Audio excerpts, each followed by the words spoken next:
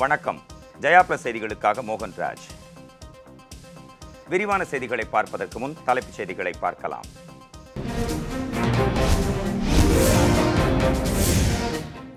தமிழகத்தில் இதுவரை இல்லாத அளவுக்கு ஒரே நாளில் 5000-ஐ நெருங்கிய கொரோனா பாதிப்பு.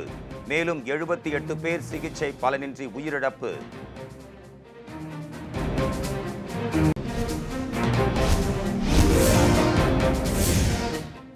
சென்னையில் இன்று 1254 பேருக்கு கொரோனா உறுதி.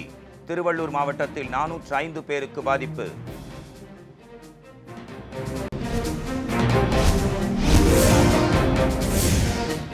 பிஇ பிடெக் 2ஆம் ஆண்டு நேரடி சேர்க்கை மற்றும் பகுதி நேர சேர்க்கை ஆன்லைன் மூலமாகவே நடைபெறும் என தமிழக அரசு அறிவிப்பு.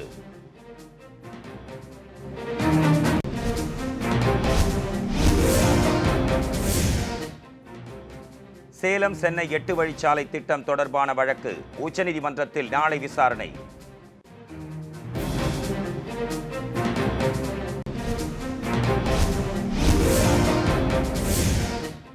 திமுக சட்டமன்ற உறுப்பினர்கள் மேலும் 3 பேருக்கு கொரோனா தொற்று. மருத்துவமனைகளில் அனுமதிக்கப்பட்டு சிகிச்சை.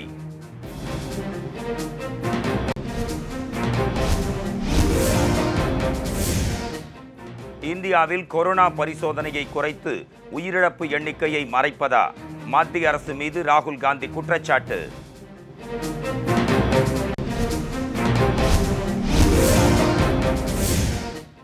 முழு ஊரடங்கால் தமிழகம் முழுவதும் கடைகள் அடைப்பு. மக்கள் நடமாட்டமின்றி வெறிச்சோடிய சாலைகள்.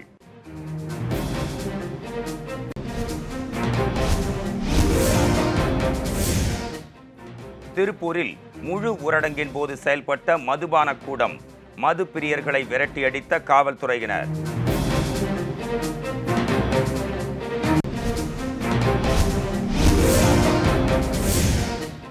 ராஜஸ்தானில் நீடிக்கும் அரசியல் குழப்பம்.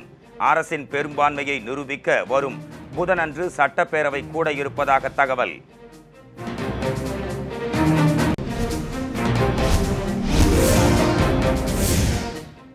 கேரளா தங்க கடத்தல் வழக்கில் 3வது குற்றவாளியாக சேர்க்கப்பட்டுள்ள ஃபைசல் ஃபரீத் துபாயில் கைது. இந்தியாவுக்கு நாடு கடத்தும் நடவடிக்கைகள் தீவிரம்.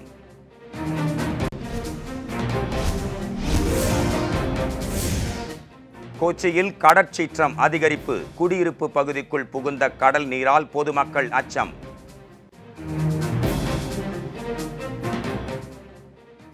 இனி விரிவான செய்திகளை பார்க்கலாம். தமிழகத்தில் புதிய உச்சமாக இன்று ஒரே நாளில் 4979 பேருக்கு கொரோனா வைரஸ் தொற்று உறுதி செய்யப்பட்டது. தமிழகத்தில் இன்றும் கொரோனா பாதிப்பு 4000-ஐ கடந்தது. இதுவரை இல்லாத அளவிற்கு இன்று ஒரே நாளில் 4979 பேருக்கு கொரோனா தொற்று உறுதி செய்யப்பட்டது.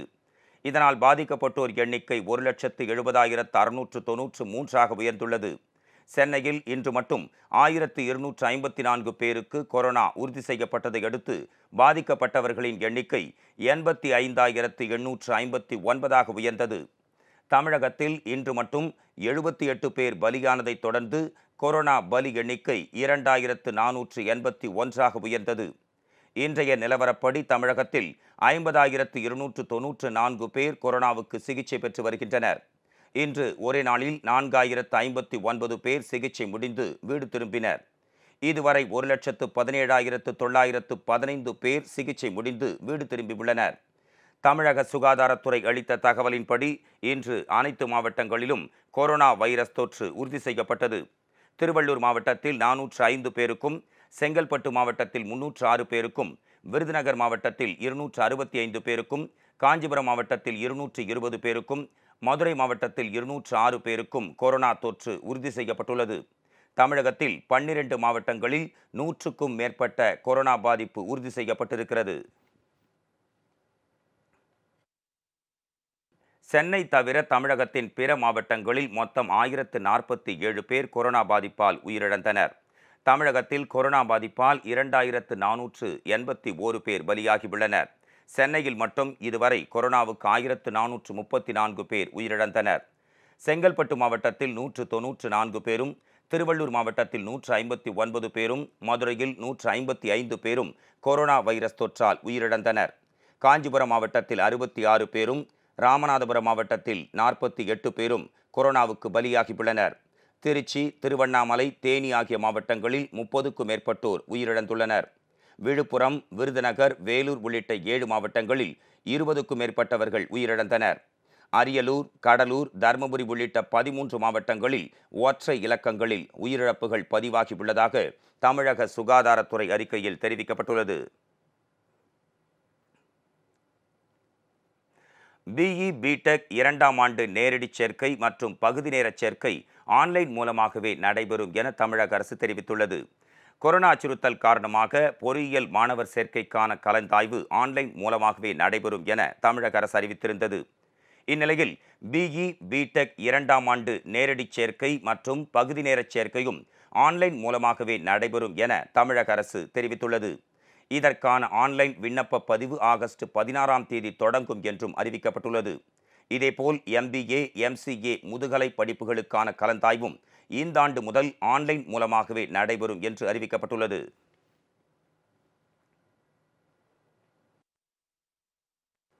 சேலம், சென்னை 8 வழிச்சாலை திட்டம் தொடர்பான வழக்கு உச்சநீதிமன்றத்தில் நாளை விசாரணைக்கு வருகிறது. தமிழகத்தில் சென்னை, சேலத்தை இணைக்கும் 8 வழிச்சாலை திட்டத்தை விவசாயிகள் மற்றும் பொதுமக்களின் கடும் எதிர்ப்புகளுக்கிடையே செயல்படுத்த மத்திய, மாநில அரசுகள் தீவிரம் காட்டி வருகின்றன. சேலம், சென்னை, காஞ்சிபுரம், திருவண்ணாமலை, தருமபுரி மற்றும் கிருஷ்ணகிரி மாவட்ட மக்கள் இத்திட்டத்திற்கு எதிராக போராட்டங்கள் நடத்தி வருகின்றனர். இத்திட்டத்திற்காக ஏராளமான காடுகள், விளைநிலங்கள், குடியிருப்புகள் அழிக்கப்படுவதாக மக்கள் குற்றம் சாட்டுகின்றனர். இத்திட்டத்தை எதிர்த்து பல்வேறு தரப்பில் சென்னை உயர்நீதிமன்றத்தில் வழக்குகள் தொடுக்கப்பட்டன. இந்த வழக்கை விசாரித்த சென்னை உயர்நீதிமன்றம் இத்திட்டத்திற்காக தமிழக அரசு நிலம் கையகப்படுத்தக்கூடாது என தீர்ப்பு வழங்கியது. இதை எதிர்த்து மத்திய அரசு சார்பில் உச்சநீதிமன்றத்தில் வழக்கு தொடரப்பட்டது. கடந்த ஆண்டு இந்த வழக்கு விசாரணைக்கு வந்தபோது பாரத் மாலா திட்டத்தின் கீழ் சென்னை, மதுரை இடையே மட்டுமே நெடுஞ்சாலை அமைப்பதற்கு ஒப்புதல் அளிக்கப்பட்டதாகவும் மத்திய அரசு விதிமுறைகளை மீறி சென்னை, சேலம் 8 வழிச்சாலை திட்டத்தை செயல்படுத்த முயற்சிப்பதாகவும் விவசாயிகள் தரப்பில் குற்றம் சாட்டப்பட்டது. இந்த நிலையில் நீண்ட இடைவெளிக்கு பின்னர் 8 வழிச்சாலை திட்டம் தொடர்பான வழக்கு உச்சநீதிமன்றத்தில் நாளை விசாரணைக்காக பட்டியலிடப்பட்டுள்ளது. அருண் மிஸ்ரா தலைமையிலான 3 நீதிபதிகள் அடங்கிய அமர்வு வீடியோ கான்ஃபரன்சிங் மூலமாக இந்த வழக்கை விசாரிக்க உள்ளது. திமுக சட்டமன்ற உறுப்பினர்கள் மேலும் 3 பேருக்கு கொரோனா தொற்று உறுதி செய்யப்பட்டதை அடுத்து மருத்துவமனைகளில் அவர்கள் அனுமதிக்கப்பட்டிருக்கின்றனர். தமிழகத்தில் அமைச்சர்கள், சட்டமன்ற உறுப்பினர்கள், அதிகாரிகளுக்கு கொரோனா வைரஸ் பாதிப்பு ஏற்பட்டு வருகிறது. வேலூர் திமுக சட்டமன்ற உறுப்பினர் திரு கார்த்திகேயனுக்கு தற்போது கொரோனா தொற்று உறுதி செய்யப்பட்டுள்ளது. இதைத் தொடர்ந்து வேலூர் சிஎம்சி மருத்துவமனையில் அவர் அனுமதிக்கப்பட்டுள்ளார். ராணிப்பேட்டை தொகுதி திமுக சட்டமன்ற உறுப்பினர் திரு ஆர் காந்திக்கு கொரோனா தொற்று உறுதி செய்யப்பட்டுள்ளது. இதைத் தொடர்ந்து அவருக்கு சிகிச்சை அளிக்கப்பட்டு வருகிறது. கடலூர் மாவட்டம் திட்டக்குடி தொகுதி திமுக எம்எல்ஏ திரு கணேசனுக்கு கொரோனா வைரஸ் தொற்று உறுதி செய்யப்பட்டதால் சென்னையில் உள்ள தனியார் மருத்துவமனையில் சிகிச்சைக்காக அனுமதிக்கப்பட்டுள்ளார். மருத்துவமனையில் அவருக்கு தீவிர சிகிச்சை அளிக்கப்பட்டு வருவதாக தற்போது தகவல் வெளியாகியுள்ளது. மேலும் அவரது வீடு மற்றும் வீட்டை சுற்றியுள்ள பகுதிகளில் கிருமி நாசினி தெளித்து தூய்மைப்படுத்தும் பணி நடைபெற்று வருகிறது. கிருஷ்ணகிரி திமுக சட்டமன்ற உறுப்பினர் திரு செங்குட்டுவனுக்கு கொரோனா வைரஸ் தொற்று உறுதி செய்யப்பட்டுள்ளது. கடந்த 2 தினங்களாக உடல்நலம் பாதிக்கப்பட்டிருந்த அவர் ஓசூரில் உள்ள தனியார் மருத்துவமனையில் அனுமதிக்கப்பட்ட போது அவருக்கு கொரோனா தொற்று இருப்பது உறுதி செய்யப்பட்டது. 2 நாட்களுக்கு முன் செங்குட்டுவன் உட்பட 4 திமுக எம்எல்ஏக்களும் உள்ளாட்சி பிரதிநிதிகளும் மாவட்ட ஆட்சியரை சந்தித்துவிட்டு செய்தியாளர்களுக்கு பேட்டியளித்தனர். இதனால் அவருடன் இருந்த அனைவரும் தனிமைப்படுத்தப்பட்டு கொரோனா பரிசோதனை மேற்கொள்ள உள்ளனர்.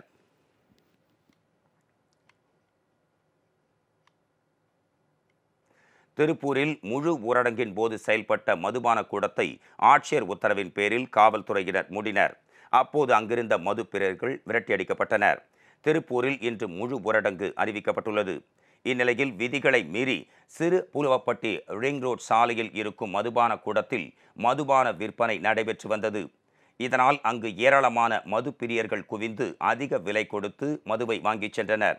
இதையடுத்து மாவட்ட ஆட்சியர் திரு விஜய கார்த்திகேயன் உத்தரவின் பேரில் மதுபான கூடத்திற்குள் சென்ற போலீசார் மதுபான கடையை மூடியதுடன் உள்ளே மது அருந்திக் கொண்டிருந்தவர்களை விரட்டியடித்தனர்.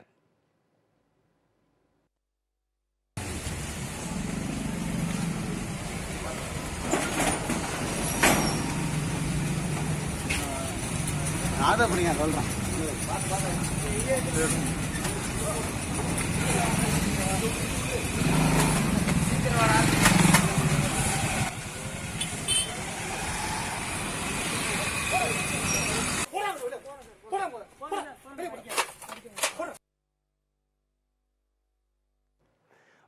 ஊரடங்கு காலத்தில் மதுக்கூடம் திறக்கப்பட்டு மது விற்பனை ஜோராக நடைபெற்றுக் கொண்டிருந்ததை கண்டுகொள்ளாத காவல்துறையினர் மாவட்ட நிர்வாகம் உத்தரவிட்டதை அடுத்து மூட நடவடிக்கை மேற்கொண்டது பொதுமக்களிடையே அதிருப்தியை ஏற்படுத்தியுள்ளது. தருமபுரி மாவட்டத்தில் ஏற்படுத்தப்பட்டுள்ள தனிமை முகாம்களில் அடிப்படை வசதிகளின்றி தவிப்பதாக கொரோனா நோயாளிகள் குற்றம் சாட்டியுள்ளனர். தருமபுரி மாவட்டத்தில் கொரோனா தொற்றால் பாதிக்கப்பட்டவர்களுக்காக 4 தனிமை முகாம்கள் செயல்படுகின்றன. இதில் செட்டிக்கரையில் உள்ள அரசு பொறியியல் கல்லூரி தனிமை முகாம் பராமரிப்பின்றி இருப்பதாக கூறப்படுகிறது. குறிப்பாக உணவு கழிவுகள் அப்புறப்படுத்தப்படாமலும் நோயாளிகளுக்கு ஒதுக்கப்பட்ட அறைகள் குப்பை கூளமாக காட்சியளிப்பதாகவும் குற்றம் சாட்டியுள்ள நோயாளி ஒருவர் தனிமை முகாமின் அவல நிலையை செல்போனில் படம் பிடித்து வாட்ஸ்அப்பில் வெளியிட்டுள்ளார்.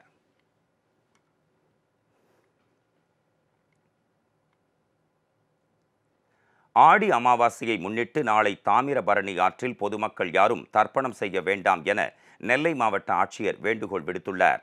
ஆடி அமாவாசை, தை அமாவாசை, மகாலய அமாவாசை ஆகியவற்றின் போது முன்னோர்களுக்கு திதி மற்றும் தர்ப்பணம் செய்து வணங்குவது வழக்கம்.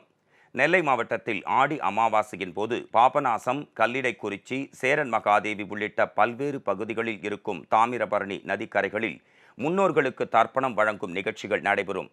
இந்நிலையில் கொரோனா அச்சுறுத்தல் காரணமாக நாளை ஆடி அமாவாசையை முன்னிட்டு தாமிரபரணி நதிக்கரைகளில் தர்ப்பணம் வழங்குவதை தவிர்க்கும்படி நெல்லை மாவட்ட ஆட்சியர் திருமதி ஷில்பா கேட்டுக்கொண்டுள்ளார். தாம்பரம் அருகே காலி மனையில் நிறுத்தி வைக்கப்பட்டிருந்த தனியார் நிறுவனத்திற்கு சொந்தமான 3 பேருந்துகள் தீயில் எரிந்து சேதமடைந்தன. தாம்பரத்தை அடுத்த புலி கொரடூர் பகுதியில் இருக்கும் காலி மனையில் தனியார் நிறுவனத்திற்கு சொந்தமான 10 பேருந்துகள் நிறுத்தி வைக்கப்பட்டிருந்தன. திடீரென ஒரு பேருந்தில் பற்றிய தீ மளமளவென்று அருகில் இருந்த 2 பேருந்துகளில் பரவியது. இதையடுத்து தண்ணீர் ஊற்றி தீயை அணைக்க பொதுமக்கள் முற்பட்டனர். பின்னர் தீயணைப்பு துறையினர் வரவழைக்கப்பட்டு தீ கட்டுக்குள் கொண்டு வரப்பட்டது.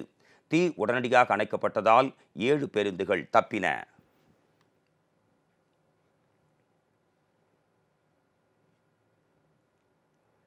தஞ்சை மாவட்டம் கும்பகோணத்தில் கொரோனா தொற்று அதிக அளவில் ஏற்பட்டுள்ளதாகவும் இதுவரை 259 பேர் பாதிக்கப்பட்டுள்ளதாகவும் மாவட்ட ஆட்சியர் திரு கோவிந்தராவ் தெரிவித்தார்.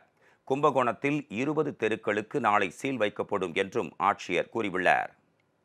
நம்ம மாவட்டத்தில் தற்போது வரை 1131 பேர் இந்த வைரஸில் எஃபெக்ட் ஆகியிருக்காங்க. அதில் இப்போ வரைக்கும் 508 பேர் குணமடைந்து அவங்க வீட்டுக்கு திரும்ப இருக்கிறாங்க. தற்போது நம்ம தஞ்சாவூர் மெடிக்கல் காலேஜ்லேயும் வல்லம் கோவிட் கேர் சென்டர்லேயும் 607 பேர் அட்மிஷனில் இருக்கிறாங்க. எல்லாருமே ஸ்டேபிளாக இருக்கிறாங்க. அவங்களுக்கு நம்ம அனைத்து ஃபெசிலிட்டிஸு ஏற்பாடு செய்து அவங்களுக்கு நல்ல ஒரு தரமான ட்ரீட்மெண்ட் நம்ம மெடிக்கல் காலேஜ் சார்பில் கொடுத்து கொண்டு வருகிறோம். எல்லாருமே ஸ்டேபிளாக இருக்கிறாங்க. கும்பகோணத்தில் கடந்த வாரத்தில் பார்க்கும்போது அதிகமான கேசஸ் நம்மளுக்கு ரிப்போர்ட் ஆகிருக்கிறது. அதில் குறிப்பாக தாராசுரம் மார்க்கெட்லேருந்து வெளி மாவட்டங்களிலிருந்து வெளி மாநிலங்களிலிருந்து வரவங்க அதிகமாக இருந்த காரணத்தினால் கும்பகோணம் முனிசிபாலிட்டியில் மொத்தம் 259 கேசஸ் சோஃபார் நமக்கு ரிப்போர்ட் ஆனதில் நம்ம கணக்கெடுத்திருக்கிறோம். அதில் குறிப்பாக 20 தெருக்களில் ஒவ்வொரு தெருக்களிலுமே மோர் தேன் 3 கேசஸ் ஐடென்டிஃபை பண்ணியிருக்கிறோம். அந்த 20 தெருக்களிலுமே நம்ம முழுமையாக தடை செய்யப்பட்ட பகுதிகளாக அறிவிக்கப்பட்டு நாளையிலிருந்து containment zone and containment measures அமலுக்கு கொண்டு வரப்படும். புதுச்சேரியில் ஆட்சியை கலைக்க துணைநிலை ஆளுநர் கிரண்பேடி முயற்சிப்பதாக சுகாதாரத்துறை அமைச்சர் திரு மல்லாடி கிருஷ்ணராவ் குற்றம் சாட்டியுள்ளார். புதுச்சேரியில் செய்தியாளர்களிடம் பேசிய அவர், அரசு கோவிட் மருத்துவமனையில் குறைந்த படுக்கை வசதிகள் இருப்பதால் நோயாளிகளை ஜிப்மர் மருத்துவமனைக்கு மாற்றும் அரசின் முயற்சியை கிரண்பேடி தடுப்பதாகவும் கூறியுள்ளார். Pondicherry IGMC is a positive cases 77. The 27 JIPMER பாண்டிச்சேரியில் yesterday வந்தது 104 is a positive cases. Karaikal 3 positive cases.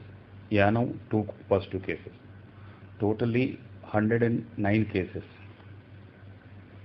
Discharge ஆனது 92 cases in discharge.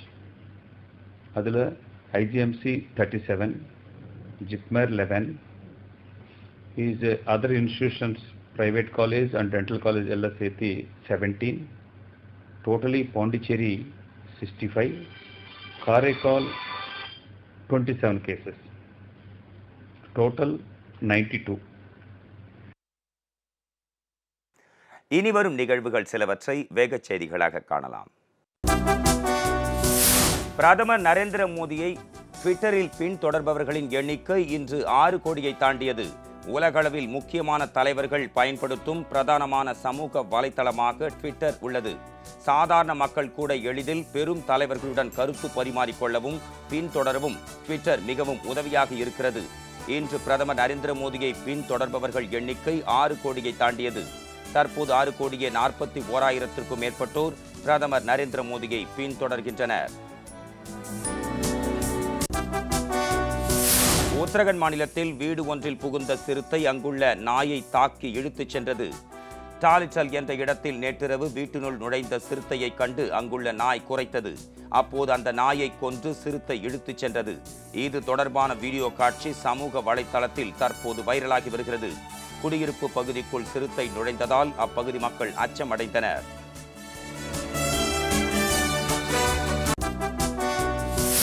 அஸ்ஸாமில் வெள்ளத்தில் மூழ்கிய காசிரங்கா தேசிய விலங்கியல் பூங்காவில் காண்டா மிருகங்கள், எருமைகள், காட்டுப்பன்றிகள் உள்ளிட்ட 108 விலங்குகள் உயிரிழந்ததாக வனத்துறை அதிகாரிகள் தெரிவித்தனர்.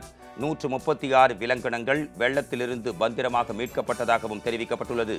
காசிரங்கா பூங்காவில் மீட்பு பணிகள் தொடர்ந்து நடைபெற்று வருவதாகவும், ஆனால் பூங்காவின் பரப்பளவில் 80% இன்னும் வெள்ளத்தில் மூழ்கியே இருப்பதாகவும் அதிகாரிகள் தெரிவித்தனர்.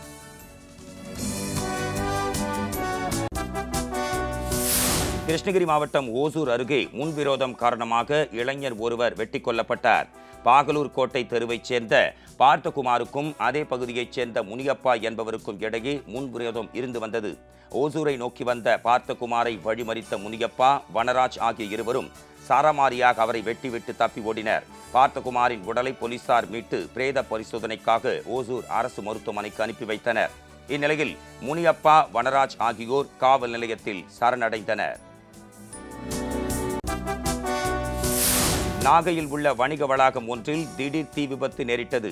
வெளிப்பாளையம் தம்பிதுரை பூங்கா எதிரே அமைந்துள்ள வணிக வளாகத்தில் ஊழியர்கள் நேற்று வழக்கம் போல் பணி முடித்துவிட்டு சென்றனர். இன்று முழு ஊரடங்கு காரணமாக அப்பகுதியில் நடமாட்டம் காணப்படவில்லை. இந்நிலையில் வணிக வளாகத்தில் இருந்த கடை ஒன்றிலிருந்து புகை மூட்டம் வெளியேறதைக் கண்ட போலீசார் இதுகுறித்து தீயணைப்பு வீரர்களுக்கு தகவல் தெரிவித்தனர். பின்னர் அரை மணி நேரம் போராடிய தீயணைப்பு வீரர்கள் தீயை கட்டுக்குள் கொண்டு வந்தனர். தூத்துக்குடியில் அம்மா மக்கள் முன்னேற்ற கழகம் சார்பில் கபசுர குடிநீர் மற்றும் முக கவசங்கள் வழங்கப்பட்டன.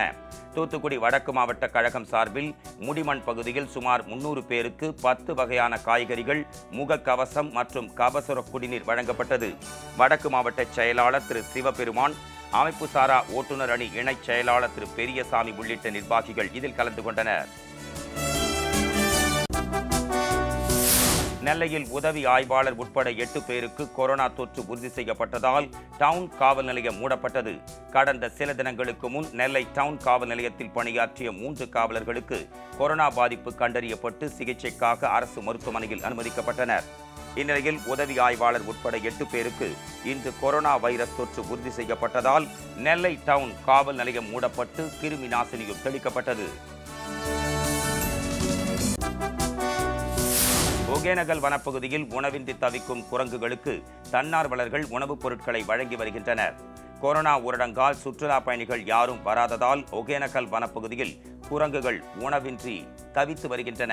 இதை அறிந்த தன்னார்வலர்கள் பழங்கள், உணவு வகைகள் மற்றும் தண்ணீர் ஆகியவற்றை ஏற்பாடு செய்து வனப்பகுதியோரம் சுற்றித் திரியும் குரங்குகளுக்கு வழங்கி வருகின்றனர். தன்னார்வலர்களின் இந்த மனிதாபிமான செயல் பொதுமக்களிடையே பெரும் பாராட்டை பெற்றுள்ளது. திருத்தணி முருகன் கோயிலில் நடைபெறவுள்ள ஆடி கிருத்திகை தெப்பத் திருவிழாவை இணையதளத்தில் கண்டுகளிக்க ஏற்பாடு செய்யப்பட்டுள்ளதாக திருவள்ளூர் மாவட்ட ஆட்சியர் தெரிவித்துள்ளார். இந்த ஆண்டு ஆடி கிருத்திகை விழா ஆகஸ்ட் 12ஆம் தேதி தொடங்கி 16ஆம் தேதி வரை நடைபெறவுள்ளது.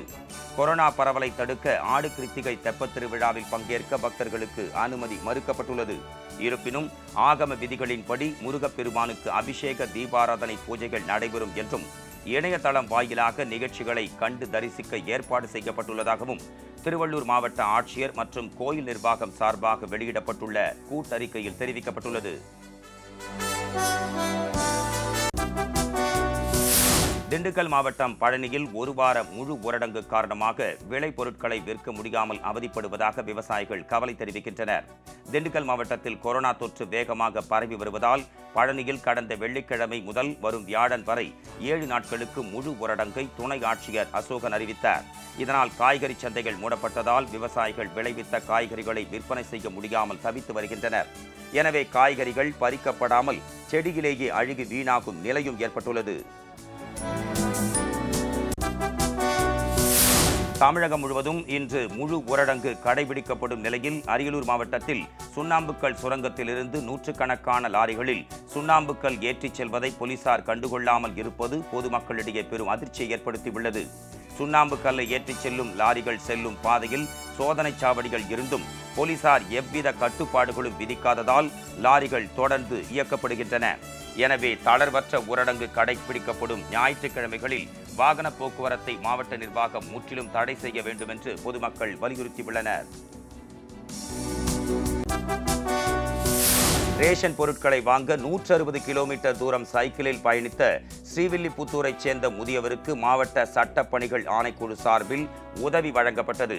விருதுநகர் மாவட்டம் ஸ்ரீவில்லிபுத்தூரைச் சேர்ந்த 59 வயது முதியவர் செல்லதுரை அவரது குடும்பத்திற்கான ரேஷன் கார்டு மதுரை முகவரியில் உள்ளது. இதனால் ஸ்ரீவில்லிபுத்தூரில் இருந்து மதுரைக்கு 80 கிலோமீட்டர் தூரம் சைக்கிளில் சென்று ரேஷன் பொருட்களை வாங்கிக் கொண்டு மீண்டும் மதுரையிலிருந்து ஸ்ரீவில்லிபுத்தூருக்கு திரும்பினார். இந்த தகவலை அறிந்த விருதுநகர் மாவட்ட சட்டப்பணிகள் ஆணைக்குழு தலைவர் மற்றும் நீதிபதி முத்து சாரதா அவர்கள் உத்தரவின்படி முதியவர் செல்லதுரைக்கு அரிசி, காய்கறி உள்ளிட்ட பலசரக்கு பொருட்கள் வழங்கப்பட்டன. உரிய ஆவணங்களின்றி ஆட்டோவில் எடுத்துச் செல்லப்பட்ட 23 லட்சம் ரூபாயை செங்குன்றம் சோதனைச் சாவடியில் போலீசார் பறிமுதல் செய்தனர். செங்குன்றம் சோதனைச் சாவடியில் பாதுகாப்பு பணியில் ஈடுபட்டிருந்த போலீசார் ஆந்திராவில் இருந்து சென்னை நோக்கி வந்த ஆட்டோ ஒன்றை மடக்கி சோதனை செய்தபோது உரிய ஆவணங்களின்றி 23 லட்சம் ரூபாய் பணம் எடுத்து வரப்பட்டது தெரியவந்தது. ஆந்திர மாநிலம் கூடூரைச் சேர்ந்த நகை வியாபாரி மகேஷ் பாபு சென்னை சவுகார்பேட்டையில் நகை வாங்க பணத்தை எடுத்துச் சென்றது விசாரணையில் தெரியவந்தது. எனினும் உரிய ஆவணங்கள் இல்லாததால் பணத்தை பறிமுதல் செய்த போலீசார் நகை வியாபாரியை காவல் நிலைய ஜாமீனில் விடுவித்ததுடன் உரிய ஆவணங்களை சமர்ப்பித்து வருமான வரித்துறை அலுவலகத்தில் பணத்தை பெற்றுக் கொள்ளுமாறு அறிவுறுத்தினர். ஆந்திர மாநிலம் விஜயவாடாவிலிருந்து ரசாயன பொருட்களை ஏற்றிக்கொண்டு சென்னைக்கு சென்று கொண்டிருந்த லாரி புழல் மத்திய சிறைச்சாலை அருகே கட்டுப்பாட்டை இழந்து அம்மா குடிநீர் நிலையத்திற்குள் புகுந்து விபத்துக்குள்ளானது. இன்று தளர்வில்லா முழு ஊரடங்கு என்பதால் பெண்கள் யாரும் தண்ணீர் பிடிக்க வராததால் உயிர் சேதம் தவிர்க்கப்பட்டது. சம்பவ இடத்திற்கு சென்ற போலீசார் லாரி ஓட்டுநர் நடராஜ் என்பவரை பிடித்து விசாரணை மேற்கொண்டனர்.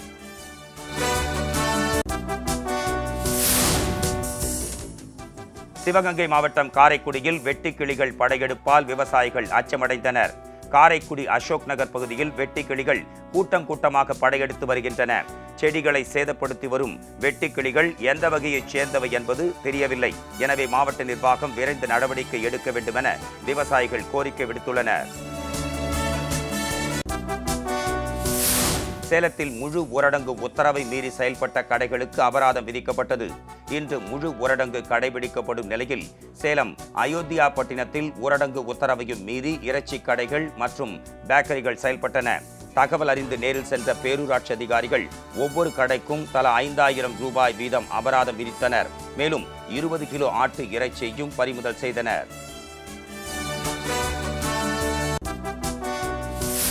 ஆடி அமாவாசையை முன்னிட்டு முக்கடல் சங்கமிக்கும் கன்னியாகுமரியில் புனித நீராட தடை விதிக்கப்பட்டுள்ளது.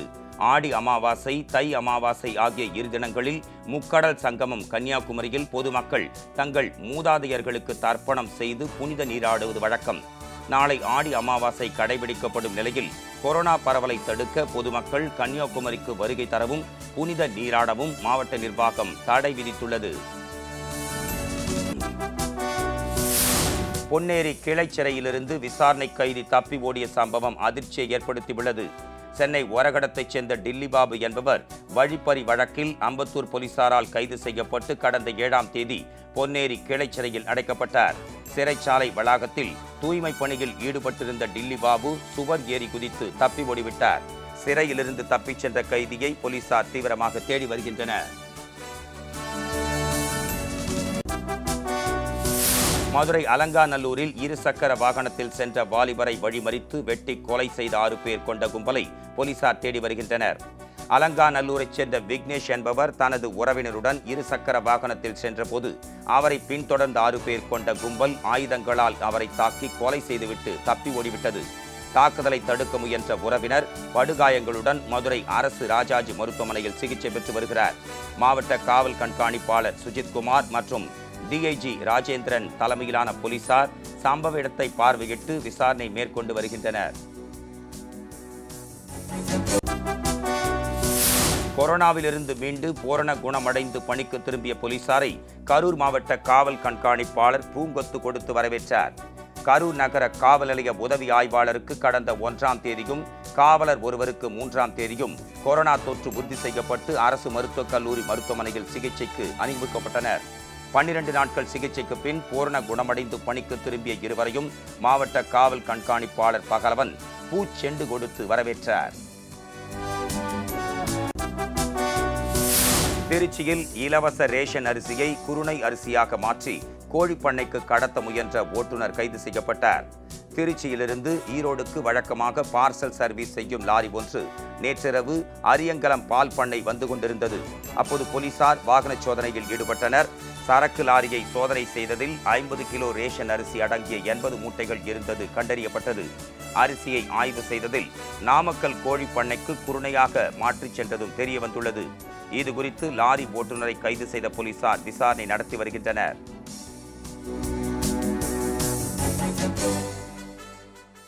வளிமண்டல மேலடுக்கு சுழற்சி காரணமாக அடுத்த 24 மணி நேரத்தில் திருவள்ளூர், காஞ்சிபுரம் உட்பட 7 மாவட்டங்களில் ஓரிரு இடங்களில் இடியுடன் கூடிய கனமழைக்கு வாய்ப்புள்ளதாக சென்னை வானிலை ஆய்வு மையம் தெரிவித்துள்ளது.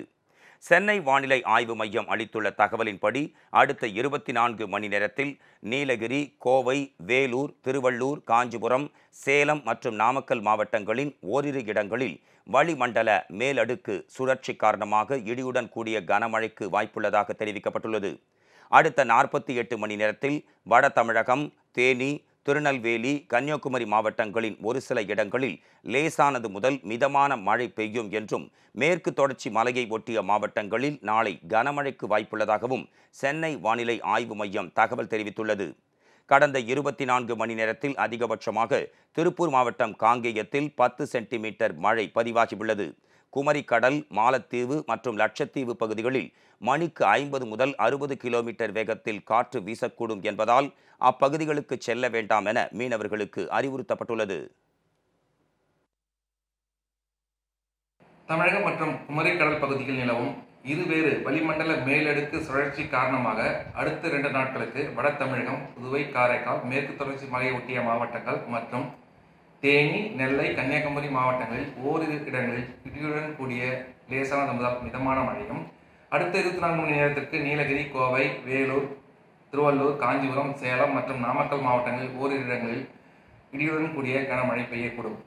நாளை மேற்கு தொடர்ச்சி மலையொட்டிய மாவட்டங்களில் ஓரிரு இடங்களில் இடியுடன் கூடிய கனமழை தொடரும். சென்னை மற்றும் புறநகர் பகுதிகளில் அடுத்த 2 நாட்களுக்கு வானம் பொதுவாக மேகமூட்டத்துடனும் நகரின் ஒரு சில பகுதிகளில் லேசான முதல் மிதமான மழையும், அதிகபட்ச வெப்பநிலை 32 டிகிரி செல்சியஸ், குறைந்தபட்சம் 27 டிகிரி செல்சியஸ் ஒட்டி இருக்கும். மீனவருக்கான எச்சரிக்கை: பலத்த காற்று மற்றும் சூறாவளி காற்று மணிக்கு 50 to 60 கிலோமீட்டர் வேகத்தில் வீச இருப்பதால் அடுத்த 2 நாட்களுக்கு தெற்கு குமரிக்கடல், மாலத்தீவு, லட்சத்தீவு, கேரளா மற்றும் கர்நாடகா கடற்பகுதிகளுக்கு மீனவர்கள் செல்ல வேண்டாம் என்று அறிவுறுத்தப்படுகிறார்கள். இத்துடன் செய்திகள் நிறைவடைந்தன. அடுத்தடுத்த நிகழ்வுகளுக்கு தொடர்ந்து பாருங்கள் ஜெயா பிளஸ் செய்தி சேனலை.